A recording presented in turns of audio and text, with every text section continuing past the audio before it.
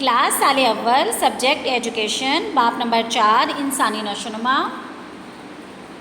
بسم اللہ الرحمن الرحیم۔ السلام علیکم ورحمۃ اللہ وبرکاتہ۔ عزیز طلباء، کیا حال ہے آپ کا؟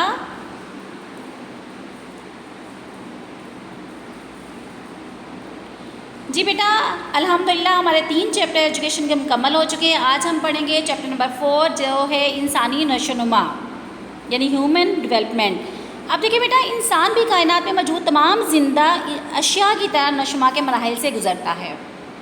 نشوونما کا یہ عمل جو ہے زندگی کے آغاز سے لے کر پیدائش اور پیدائش کے بعد طفولیت یعنی کہ بچپن جو ہوتا ہے جب وہ پیدا ہوتا ہے، اس کے بعد بچپن کا رہا ہے، بچپن کے بعد جب وہ تھوڑا سا اس سے بڑا ہوتا ہے اور پھر پختگی اور بڑھاپے تک کا ایک مسلسل عمل ہے۔ انسانی نشوونما سے مراد وہ تمام تغیرات ہیں یعنی وہ اور تبدیلیاں ہیں جو کسی فرد میں زندگی کے آغاز سے لے کر انجام تک رونما ہوتی رہتی ہیں۔ تو عزیز طلباء، اس میں کیا بات کہی جا رہی ہے کہ انسان جو ہے مختلف مراحل سے گزر کر، مختلف تبدیلیوں سے گزر کر جو ہے وہ ایک فرد بنتا ہے، مکمل ایک انسان بنتا ہے، اور اس میں مختلف بڑھوتری کے عوامل جو ہیں، بڑھوتری یعنی بڑھنے کے جو عوامل ہیں، جیسے وہ بالکل پیدائش پیدا ہوتا ہے، پھر وہ بچپن کا عرصہ گزارتا ہے، پھر جوانی آتی ہے، جوانی کے بعد وہ جو ہم مڈل ایج کہتے ہیں، جوانی کے بعد پھر کیا ہے، آہستہ آہستہ آہستہ انسان کس کی طرف لوٹ جاتا ہے، بڑھاپے کی طرف چلا جاتا ہے۔ دیکھیے بیٹا، بچوں کی نشوونما کا سلسلہ پیدائش سے شروع ہو کر تمام عمر جاری رہتا ہے۔ نشوونما کا یہ مطلب وہ تمام تبدیلیاں جو کسی فرد میں اس عرصے کے دوران رونما ہوتی ہیں، یعنی نشوونما ان تمام جسمانی، ذہنی، معاشرتی اور جذباتی تبدیلیوں کا باضابطہ مطالعہ ہے جو افراد میں تجربوں، حادثوں، تعلیم و تربیت وغیرہ کے نتیجے میں رونما ہوتی رہتی ہیں۔ یعنی انسان جو ہے وہ کیا کرتا ہے، تمام جو ہے وہ اپنے جو انسان جو ہے وہ زندگی گزار رہا ہے، اس زندگی میں بیٹا اسے خوشی بھی ہے، غم بھی ہے، وہ تجربات سے بھی ہوتی ہیں، اور اس کی تعلیم و تربیت بھی ہو رہی ہوتی ہے، وہ تجربات سے سیکھ رہا ہوتا ہے، ٹھیک ہے۔ اور وہ نشوونما کے جو مختلف مراحل ہیں جس میں اس کے جو ہے اس کی جسمانی صحت ہے، اس کی ذہنی صحت ہے، معاشرتی اس میں جو ہے خوبیاں یا خامیاں ہونی چاہیے، جذباتی تبدیلیاں جو اس میں جس میں جذبات میں ہم خوشی یا غم کے جذبات کہہ سکتے ہیں، وہ سارے کے سارے جو انسان کے ساتھ وقت کے ساتھ ساتھ اس میں مراحل سے وہ گزرتا ہے۔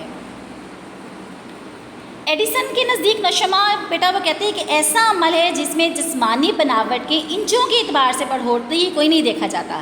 کہتے ہیں ہم یہ نہیں دیکھتے کہ بچہ جو ہے اب اتنے انچ بڑھ گیا ہے، اب اس کا اتنے قد جو ہے لمبا ہو گیا، یا اب اتنا بڑھ گیا، یا وہ ذہنی اعتبار سے اتنا، وہ کہتے ہیں بلکہ کیا دیکھا جاتا ہے کہ اسے قابلیت میں مقداری تبدیلی ہی کا نام نہیں دیا جاتا، بلکہ یہ ایک پیچیدہ مربوط عمل ہے۔ کیسا عمل وہ کہتے ہیں جس میں بہت سی بناوٹ اور ان کے اعمال و افعال کو ایک دوسرے کے حوالے سے سمجھنے کی کوشش کی جاتی ہے۔ کہتے ہیں صرف اس کا بڑھانا یعنی قد میں لمبا ہونا ہی نہیں دیکھا جاتا، بلکہ اس کے مختلف مراحل جس کو وہ فیس کر رہا ہے، جس سے وہ گزر رہا ہے، یعنی مختلف مراحل سے گزر رہا ہے، ان سب کو دیکھا جاتا ہے۔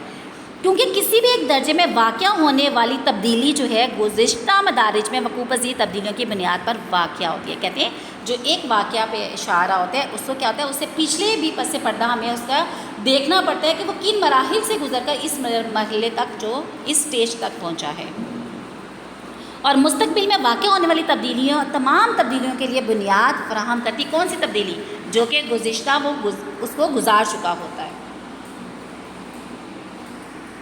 جی بیٹا دیکھیں، مزید آگے کیا بتا رہے ہیں کہ نشوونما ایک وسیع اصطلاح ہے جو تبدیلی کی ان تمام عوامل پر مشتمل ہے جن سے فرد کی تمام خوبیاں جنم لیتی اور ابھرتی ہیں، نمایاں ہوتی ہیں، اور نئی قابلیتوں اور عادات و اطوار کی صورت میں ظاہر ہوتی ہیں۔ اب یہاں پہ عزیز طلباء لوگ کیا کہہ رہے ہیں کہ عوامل کون سے عوامل ہیں جو فرد کی تمام خوبیاں جس میں جنم میں ابھرتی ہیں، نمایاں ہوتی ہیں، اس میں ان کی قابلیت، اس کی عادات و اطوار، اس کے مشاغل، وہ روزمرہ میں زندگی کیسے گزارتا ہے، یہ سارے کے سارے جو ہیں اس میں رونما ہو رہے ہوتے ہیں۔ ان میں عموماً بالیدگی کا عمل، جو بالیدگی اور جو نشوونما کا جو عمل ہے، بلوغت، تعلیم اور تحصیل علم جیسے عناصر بہت اہمیت کے حامل ہیں، جن کو پلٹ کر ابتدائی گزشتہ صورتوں میں نہیں لوٹایا جا سکتا۔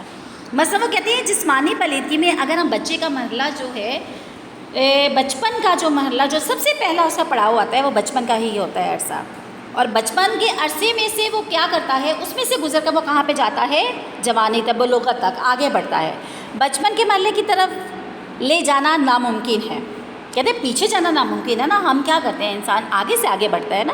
تو نشو و نما کی ایسی ہی مثالیں فرد کی تعلیم اور انسانی اعداد و اعتبار میں بھی پیش کی جا سکتی ہیں. کسی فرد میں ایک عادت کو پیدا کر کے اسے اس کی شخصیت کا حصہ بنا کر پھر سے اس فرد کو دوبارہ اس ابتدائی حالت میں نہیں لے جایا جا سکتا، جبکہ وہ عادت اس کی شخصیت کا حصہ نہیں تھی. لہٰذا ہم کہہ سکتے ہیں کہ پیدائش سے لے کر موت تک زندگی مختلف ادوار میں جو تغیرات اور تبدیلیاں کسی فرد میں رونما ہوتی ہیں انہیں نشو و نما کا نام دیا جاتا ہے. جس بعد انسانی نشو و نما میں اس کا نچوڑ نکل آیا، کیا نکلا کہ پیدائش سے لے کے موت تک زندگی مختلف ادوار میں جو ہمارے ساتھ تبدیلیاں رونما ہوتی ہیں انہیں نشو و نما کا نام دیا جاتا ہے. یہ تبدیلیاں کیا ہو سکتی ہیں بیٹا؟ یہ مثبت بھی ہو سکتی ہیں اور منفی بھی ہو سکتی ہے، جو انسانی شخصیت پر اثر انداز ہوتی ہیں.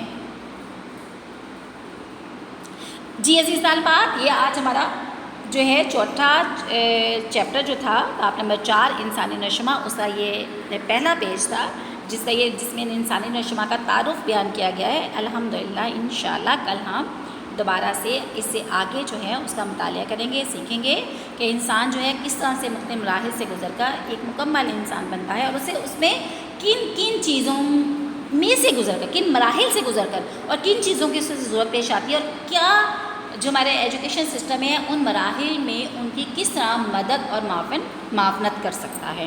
اللہ تعالی ہم سب کو اپنی حفظ و امان میں رکھیں. عزیز طلبات، بارہا کہا جاتا ہے اپنی زندگیوں کو قرآن و سنت کے تابع کر لیں تو ہم ہر کام ہمارا آسان سے آسان ہوتا چلا جائے گا. حقوق اللہ بیٹا پورے کریں. حقوق العباد میں سب سے پہلے آپ اپنے والدین کا بہت خیال رکھیں بیٹا، ان کی قدر کریں، ان کی عزت کریں، ان کے لیے دعائیں کریں، صحت کے لیے، تندرستی کے لیے. بیٹا بہت بڑی نعمت ہے والدین کی. اللہ تعالیٰ ہمیں والدین کے ساتھ اپنے ارد گرد ماحول کی، آپ کو اللہ تعالیٰ نے اپنے داعیہ کی طرح چن لیا ہے بیٹا.